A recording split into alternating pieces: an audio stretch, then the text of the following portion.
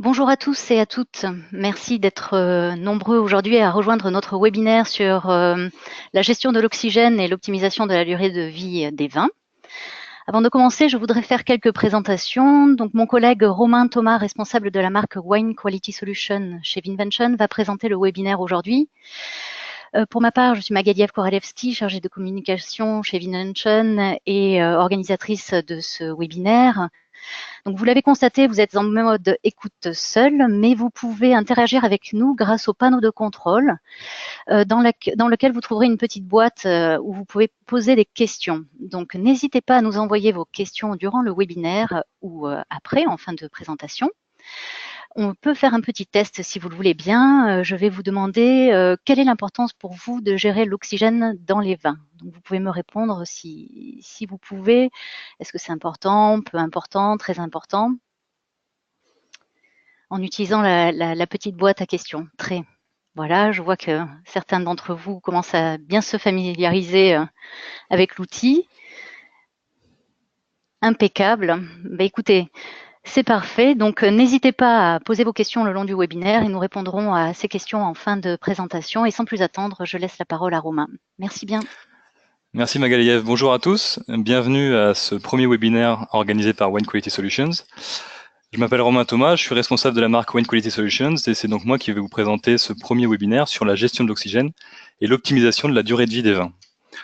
Avant de me lancer dans le vif du sujet, je vais d'abord vous faire une petite présentation, une petite introduction pour vous dire qui sommes-nous et pourquoi nous avons décidé d'organiser ces webinaires et pourquoi nous nous sentons légitimes pour parler de ces sujets-là. One Quality Solutions, c'est une marque qui appartient à un groupe qui s'appelle Vinventions, qui est la maison des 7 marques.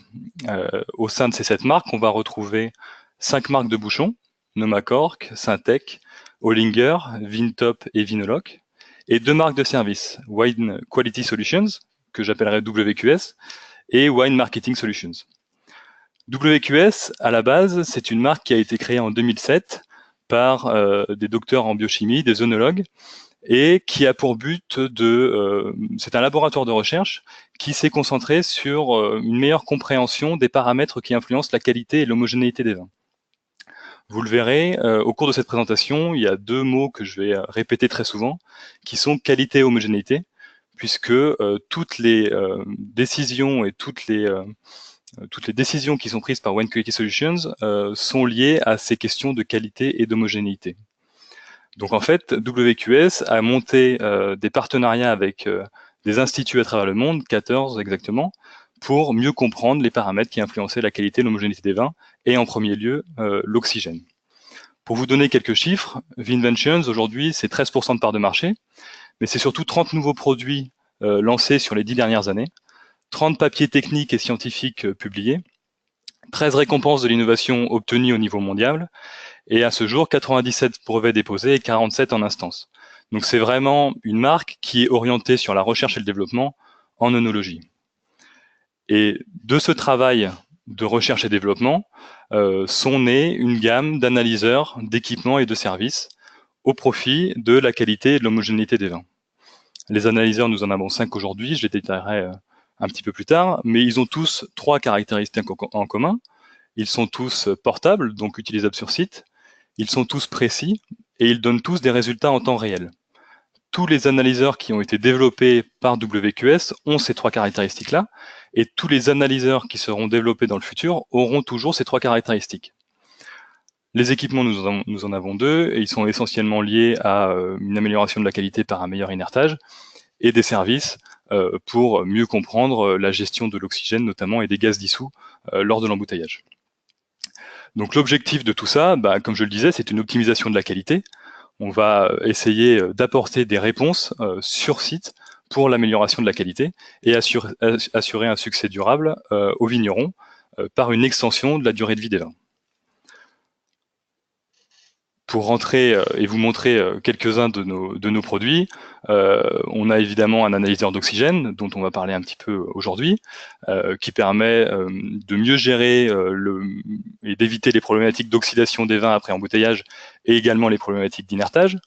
Un analyseur de CO2, un analyseur de polyphénol que l'on découvrira un peu plus en détail dans le webinaire numéro 4 dédié spécifiquement à l'analyse des polyphénols, un analyseur de couleurs qui a la particularité de donner des valeurs en coordonnées LAB et non pas les longueurs d'onde, et le dernier né qui est arrivé cette année, un analyseur pour les fermentations malolactiques et alcooliques. Et enfin, en termes d'équipement, on présente ici le Nomaline, qui est l'équipement pour l'inertage efficace des capsules à vis, puisque comme vous le verrez au cours de ce webinaire, l'inertage de l'espace de tête est une problématique majeure dans notre secteur, et elle est d'autant plus importante sur les capsules à vis, c'est pourquoi nous avons développé cet appareil. Donc voilà pour l'introduction. On va tout de suite rentrer dans le vif du sujet et essayer de comprendre pourquoi la gestion de l'oxygène est primordiale. Et pour ça, on est allé voir ce qui se passe sur le marché. La première slide que vous voyez ici, ce sont les résultats de l'International Wine Challenge.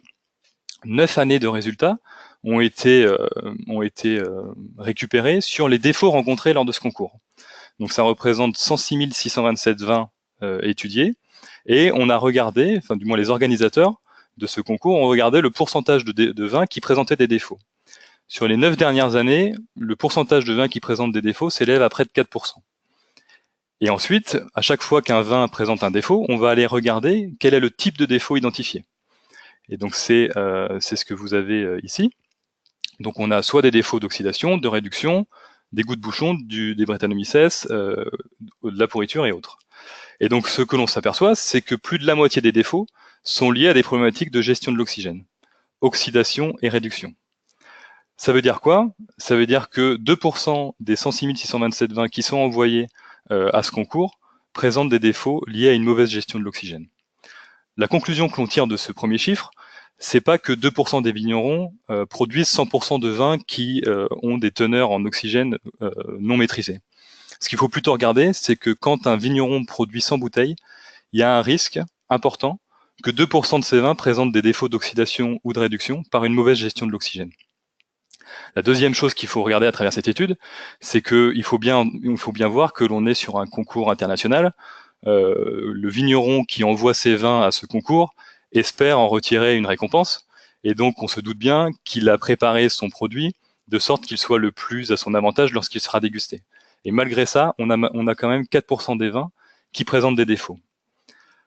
Ce chiffre, il est intéressant parce que si on se compare à l'industrie agroalimentaire en général, et je parle là de l'industrie des produits agroalimentaires transformés, il n'existe pas aujourd'hui une filière pour laquelle on va reconnaître 4% de défauts. Si on parle des yaourts, si on parle du jambon ou autres produits agroalimentaires, il serait tout simplement intolérable d'avoir 4% des produits qui présentent des défauts.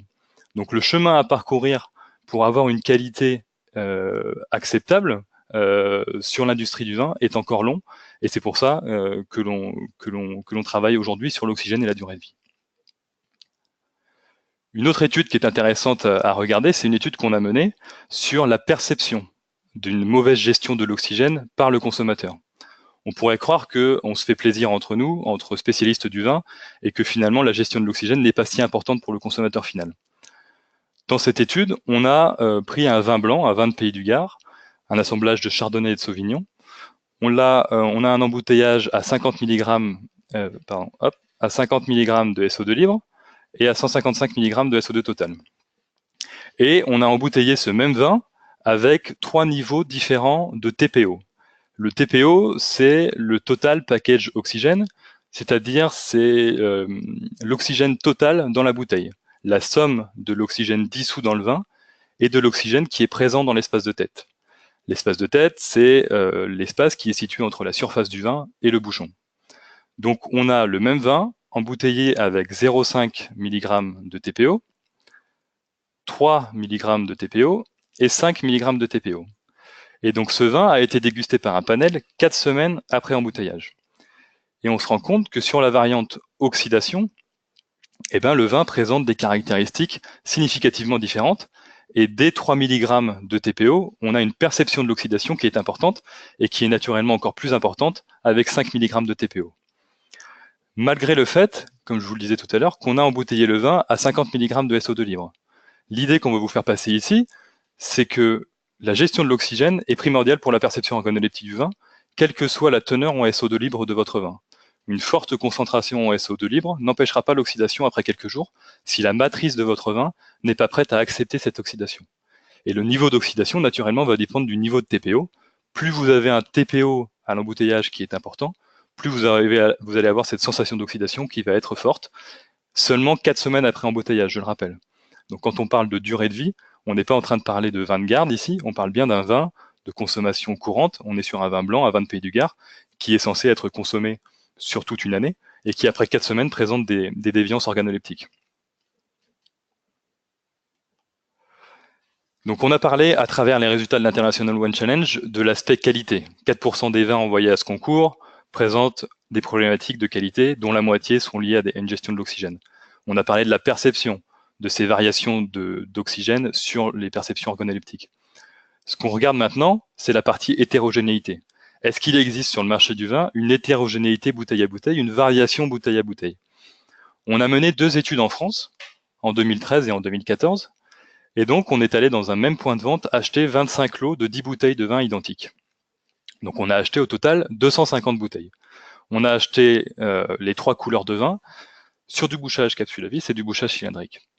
Et donc pour chacun de ces 10 lots de vin, on a mené des analyses, l'oxygène total en bouteille, le TPO, le SO2 libre, le CO2, la couleur, le niveau de remplissage, la qualité du bouchon, et on a regardé si au sein d'un même lot, on avait au moins 2 vins qui présentaient des caractéristiques analytiques différentes.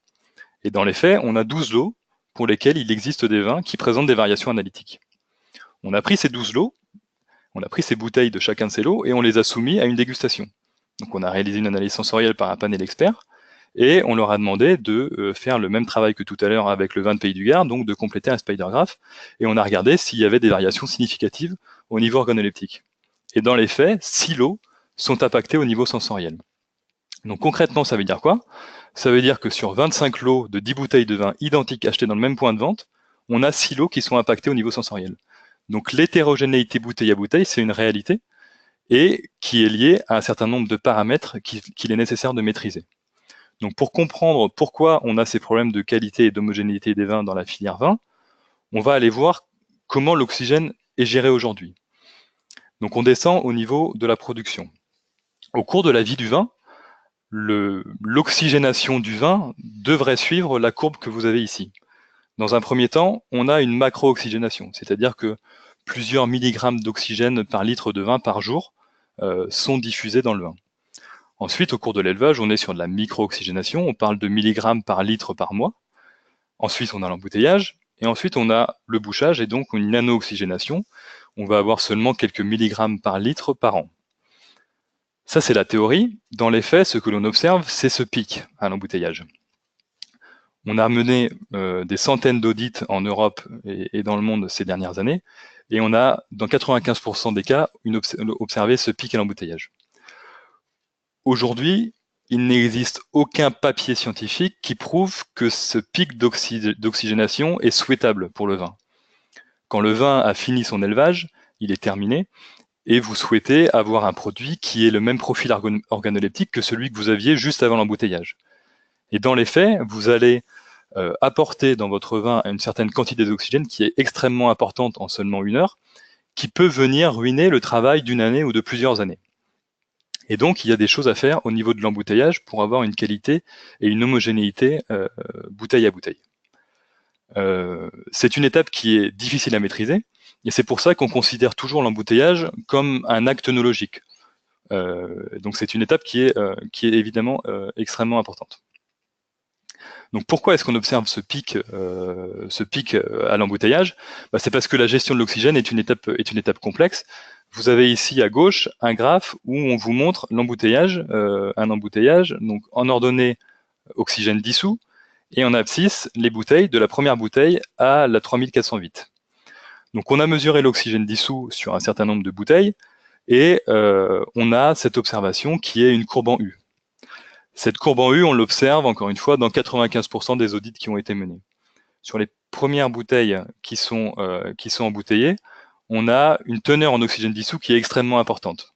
Ensuite, on a une stabilisation, et ensuite, on a à nouveau un pic d'oxygénation en fin d'embouteillage. Pourquoi?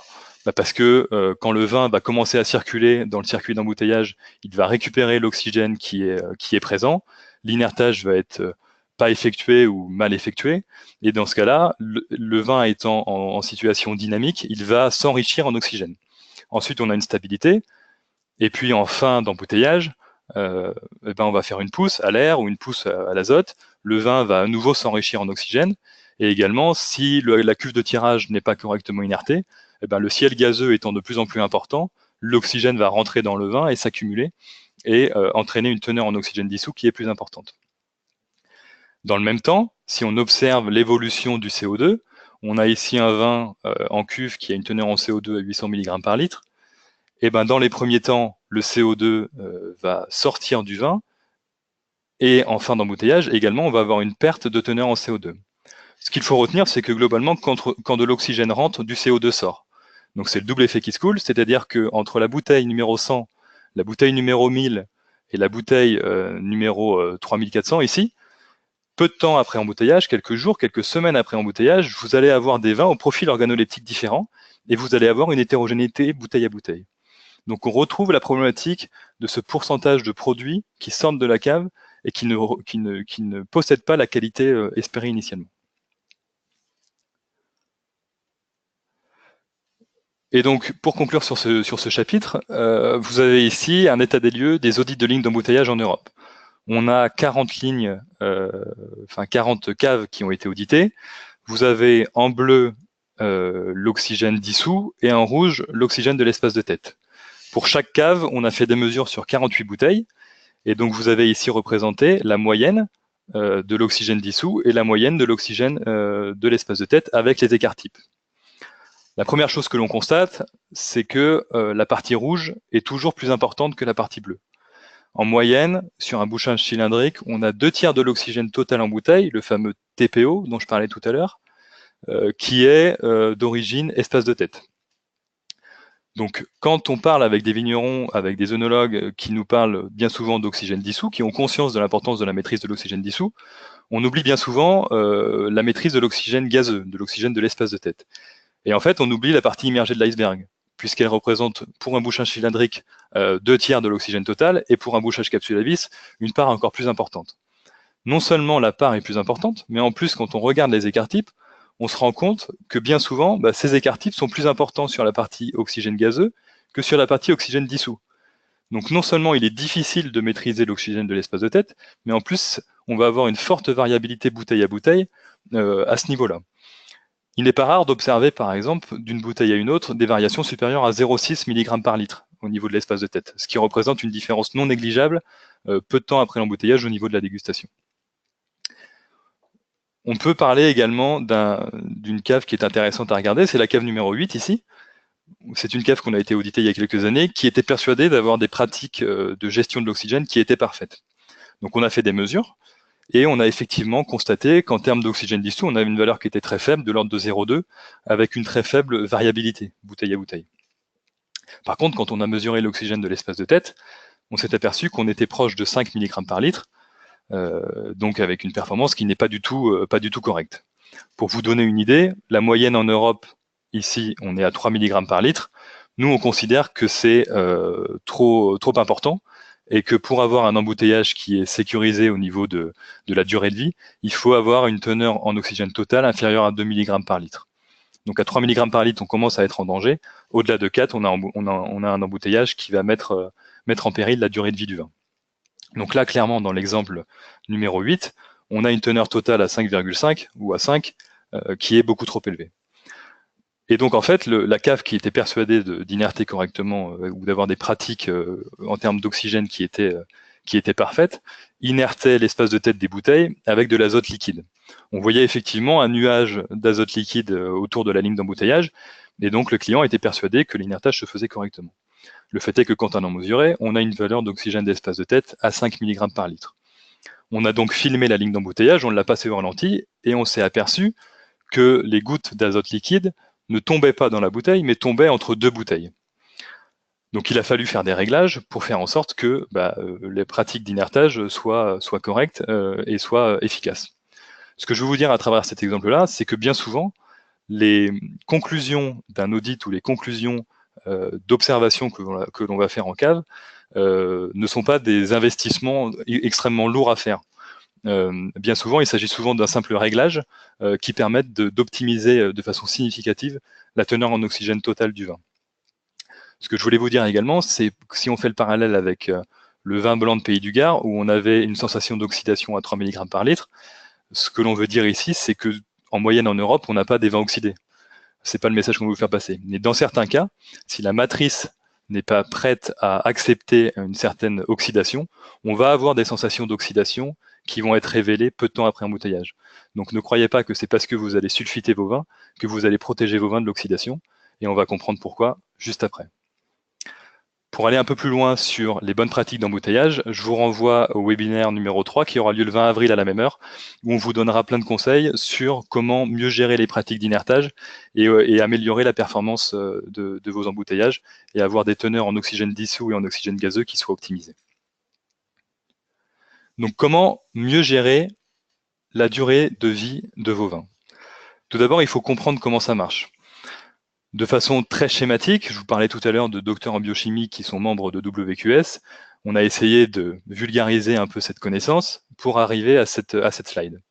Globalement, les polyphénols en présence d'oxygène vont impacter la structure, les arômes, la couleur et la durée de vie des vins. Pourquoi? Parce que les polyphénols vont donner des quinones. On va avoir des réactions en chaîne qui vont avoir une influence sur ces 4 paramètres. De la même façon, polyphénol et oxygène va donner du peroxyde d'hydrogène, et ce peroxyde d'hydrogène va venir oxyder le SO2. L'oxydation du SO2 entraîne une modification de la couleur et a un impact significatif sur la durée de vie. Ce qu'il faut retenir de cette slide, c'est la ligne du haut et la ligne du bas. Si vous gérez vos polyphénols et vous gérez votre oxygène, vous allez pouvoir maîtriser la structure, les arômes, la couleur et la durée de vie des vins. Donc en fait, c'est une équation à plusieurs inconnus, puisqu'il faut gérer les polyphénols. Et quand on parle d'oxygène, je vous ai parlé de l'oxygène dissous, que beaucoup d'entre vous connaissent bien. Il y a la partie immergée de l'iceberg, l'oxygène gazeux, l'oxygène de l'espace de tête. Et puis ensuite vient le bouchage, le choix du bouchon, de sa perméabilité. Et si vous maîtrisez ces 4 paramètres, vous allez réellement maîtriser la durée de vie des vins. Pour vous donner un chiffre sur oxygène et oxydation, 1 mg par litre d'oxygène est responsable de la consommation de 2,5 mg de SO2 libre. Donc on comprend mieux pourquoi un embouteillage à 5-6 mg de TPO peut avoir des conséquences extrêmement importantes sur l'oxydation des vins. Pour aller plus loin sur le rôle de l'oxygène relativement au SO2 et les liens qu'il peut y avoir entre les deux, je vous renvoie au webinaire numéro 2 qui aura lieu vendredi 23 mars à la même heure. On développera plus en détail ces aspects-là. Donc gérer la durée de vie, ça veut dire quoi? Ça veut dire, il y a 3 étapes en fait. On part d'abord du créateur. Le créateur, c'est le vigneron. Il a ses stratégies de vinification, il a ses stratégies d'apport en oxygène. C'est lui qui définit le produit. C'est son intention, il fait le design du produit. Chez WQS, nous ne sommes pas des œnologues conseils et ce n'est pas nous qui décidons le profil organoleptique du vin qui est à produire. On écoute le vigneron et c'est le vigneron qui décide. Mais le vigneron, pour pouvoir faire le vin qu'il a l'intention de produire, il faut qu'il puisse gérer des précurseurs aromatiques, des précurseurs d'oxydation et des précurseurs de réduction. Ce sont ces précurseurs qui vont donner la performance, qui vont construire la capacité du vin à résister et qui vont définir le potentiel du vin. Les précurseurs, ils sont présents dans le vin, ils ne demandent qu'à être exprimés. Et ils vont s'exprimer de façon plus ou moins importante selon l'impact de modulateurs. Les modulateurs sont la température, l'oxygène et le temps. On sait qu'avec des températures plus élevées, les réactions chimiques sont accélérées et vous allez avoir une durée de vie qui va être diminuée. Vous l'avez compris maintenant, une mauvaise gestion de l'oxygène va entraîner une révélation de ces précurseurs d'oxydation, par exemple, et va donc entraîner une oxydation prématurée du vin. Et le temps, bien sûr, a une influence. Le délai entre l'embouteillage et la consommation va bien sûr donner plus de temps aux précurseurs de s'exprimer. Donc la maîtrise de ces paramètres-là a un impact sur la durée de vie. Pour mieux comprendre l'aspect précurseur et le rôle des polyphénols sur la durée de vie, je vous renvoie au webinaire numéro 4 qui a lieu le vendredi 18 mai, où on développera plus en détail la gestion des précurseurs et la gestion des polyphénols pour construire la capacité du vin à résister à l'oxydation. Donc la durée de vie du vin, c'est le bon produit au bon moment. Comme je vous le disais tout à l'heure, on écoute le vigneron. C'est le vigneron qui définit son produit, quelle couleur, quel profil aromatique, quel niveau de fraîcheur il veut produire. Il faut ensuite réfléchir à l'évolution souhaitée. Quand est-ce que l'apogée doit-elle atteinte? Quand est-ce que le vin sera-t-il consommé? Et jusqu'à quand il pourra être consommé? C'est pas parce que le vin est vendu chez mon caviste ou dans mon enseigne de grande distribution 9 mois après embouteillage qu'il sera consommé immédiatement. Peut-être qu'il sera consommé 1 an, 2 ans, 3 ans après, d'où l'importance de la maîtrise de la durée de vie au-delà de l'acte d'achat. Cette évolution, elle ne doit pas évoluer vers des notes d'oxydation ni les notes de réduction pour apporter au consommateur final la meilleure expérience possible. Évidemment, le minimum, c'est de ne pas avoir de défaut, donc de se retrouver dans les 96% de vins qui n'ont pas de défaut et non dans les 4% de vins qui ont des défauts, si je fais référence aux résultats de l'International Wine Challenge, et puis une qualité constante d'une bouteille à l'autre. Donc vous avez ici la slide qui exprime le travail de WQS qui est qualité et homogénéité. Donc les 10 ans de travaux de WQS sur les paramètres qui influencent la qualité et l'homogénéité du vin ont permis d'aboutir à la création d'une application qui s'appelle le Shelf Life Calculator. C'est l'outil pour la mesure de la durée de vie. Il est important de connaître les paramètres qui influencent la qualité et l'homogénéité des vins et la durée de vie essentiellement pour cette application, mais il a fallu également connaître quel était le niveau d'influence de chacun de ces paramètres.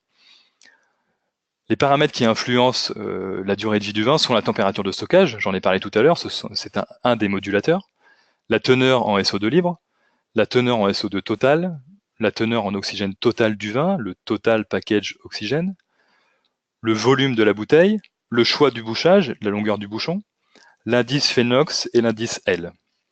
Un mot sur l'indice Phénox, c'est un indice qui est fourni par le Polyscan, que vous avez ici en photo. C'est la quantité totale de polyphénol du vin, après embouteillage. L'indice L, c'est un indice qui est fourni par le NomaSense Color. Le NomaSense Color, je vous le disais en introduction, il nous fournit une couleur selon les coordonnées L à B.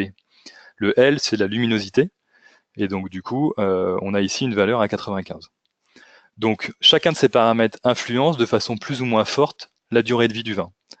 Et ici, vous avez l'exemple, on a renseigné des données pour un vin, une température de stockage à 12 degrés, 35 mg par litre de SO2 libre, 2 mg de TPO, etc.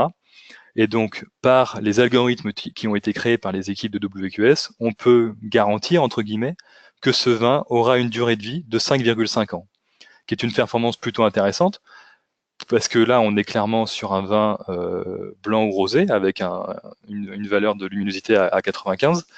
Le TPO est maîtrisé, on a un TPO à 2, on a un choix de bouchage classique green chez Nomacork, et on a une teneur en SO2 libre à 35 avec une température de stockage qui est maîtrisée. Donc le vin a une durée de vie qui est plus que correcte par rapport aux indicateurs qui sont renseignés.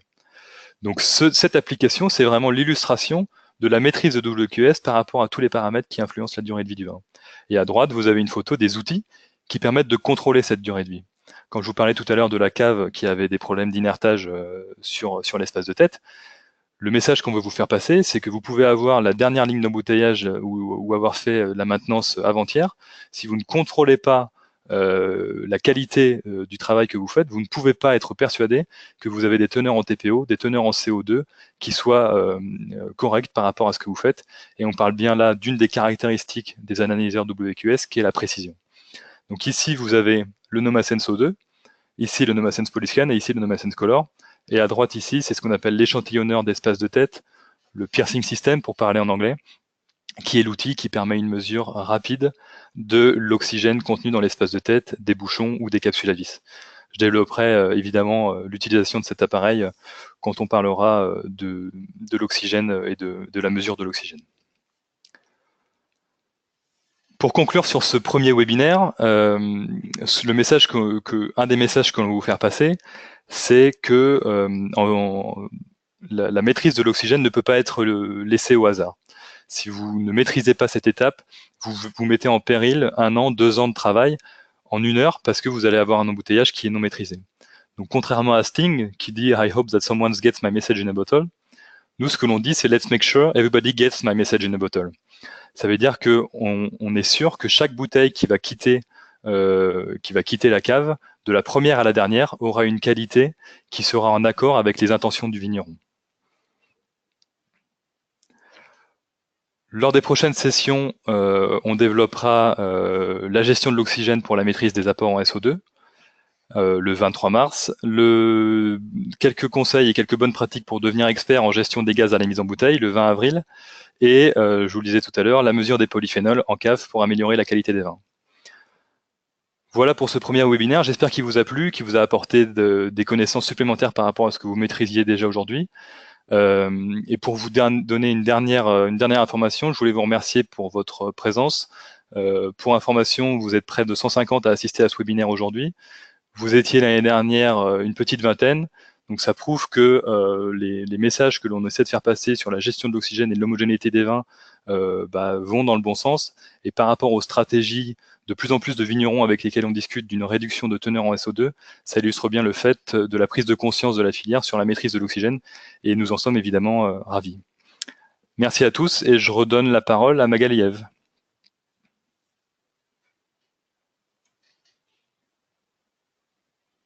Magali Eve.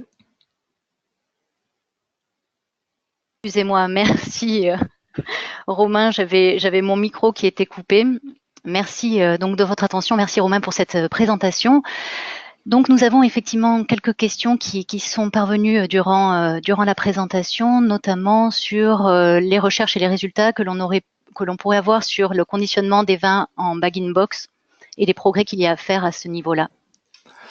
Les bag-in-box, c'est un peu comme le sujet de la capsule à vis, c'est un sujet très sensible dans la gestion de l'oxygène. Évidemment de l'oxygène gazeux, puisqu'on a un espace de tête sur les bag-in-box qui est très important. Il y a effectivement des travaux à faire, mais la problématique reste la même.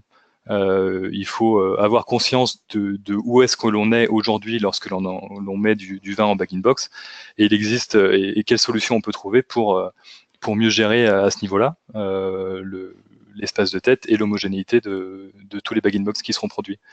Mais c'est effectivement une problématique. Pour donner des valeurs, il n'est pas rare d'avoir un des audits qu'on a fait au mois de décembre, on avait une valeur de TPE en bag-in-box à 9 mg par litre.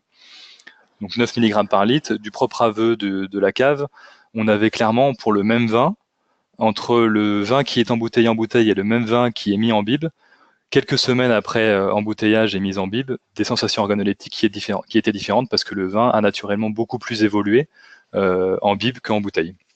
Donc c'est une problématique réelle, et bien entendu, c'est une problématique sur laquelle on se penche, et on a évidemment développé des solutions pour pouvoir mesurer l'oxygène dissous, l'oxygène de l'espace de tête des bibs, un peu de la même façon qu'on puisse le faire avec les bouteilles. Mais la valeur cible, pour répondre à la question sur un bag-in-box, quand on parle de 3 mg de TPO, en fait, pour vous donner des valeurs, on estime que sur un bouchage cylindrique, il faudrait être en dessous de 2 mg par litre, bouchage capsule à vis en dessous de 3 mg par litre, et bib en dessous de 4 mg par litre. Merci Romain pour ces explications supplémentaires. Il y a également une question concernant le volume du dégarni et le fait qu'il aurait de l'importance. Effectivement, dans le TPO, je suppose que c'était sur les slides concernant la gestion à la mise en bouteille. En fait, quand on mesure l'oxygène gazeux, on ne mesure pas directement des milligrammes par litre, on mesure une pression partielle. On mesure une pression partielle, et en fonction de la taille du dégarni, cette pression partielle, par la loi des gaz parfaits, va être transformée en milligrammes par litre. Donc plus le dégarni est important, et plus la gestion de l'espace de tête est sensible. Et c'est pour ça que je parlais tout à l'heure des capsules à vis et du Nomaline, qu'il est extrêmement important d'inerter l'espace de tête des capsules à vis si on veut avoir un TPO qui est faible. Sans inertage, un espace de tête des capsules à vis, c'est 5 mg par litre, à 45 mm de taille d'espace de tête. Okay. Donc 5 mg par litre, comme je le disais tout à l'heure, on va forcément avoir des problématiques de durée de vie et d'oxydation.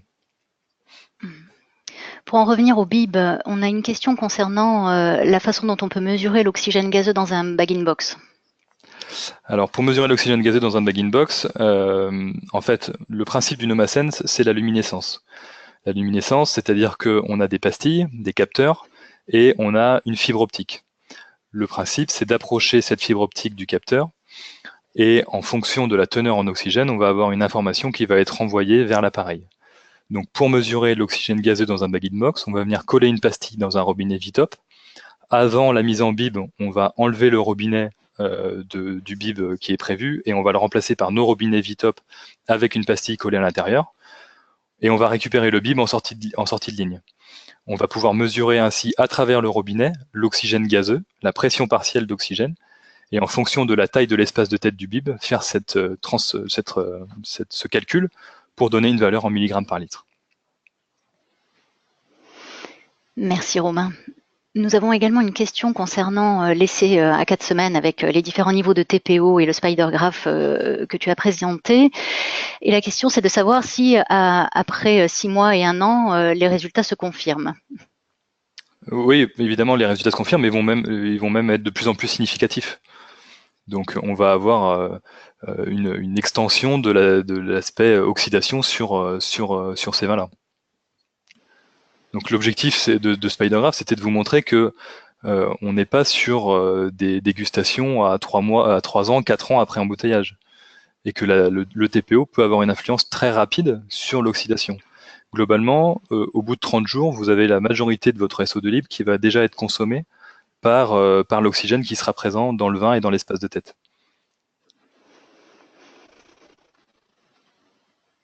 Ok, je n'ai pas reçu d'autres questions, mais surtout n'hésitez pas, si vous en avez, à nous écrire directement. Vous avez nos coordonnées dans les emails que vous avez reçus pour rejoindre ce webinaire. Donc, surtout n'hésitez pas à nous envoyer vos questions. Je vous remercie pour votre attention. Nous allons mettre fin à ce webinaire et avant de vous quitter, je voudrais vous indiquer qu'il y aura un court questionnaire de satisfaction qui s'affichera à la fin du webinaire. Et nous serions très heureux d'avoir votre avis sur la séance d'aujourd'hui. Encore merci et nous vous souhaitons à tous une excellente fin de journée et bon week-end. Merci. Merci à tous. Au revoir. Merci, au revoir.